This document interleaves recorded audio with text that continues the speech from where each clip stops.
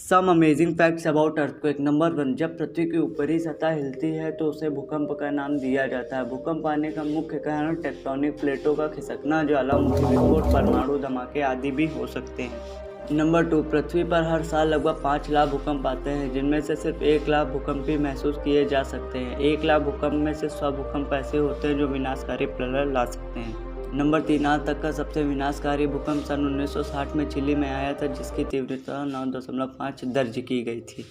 Number 4, सन 1811 में एक जबरदस्त भूचाल के कारण उत्तरी अमेरिका में बहने वाली मिसिसिपी नदी उल्टी दिशा में बहने लगी थी।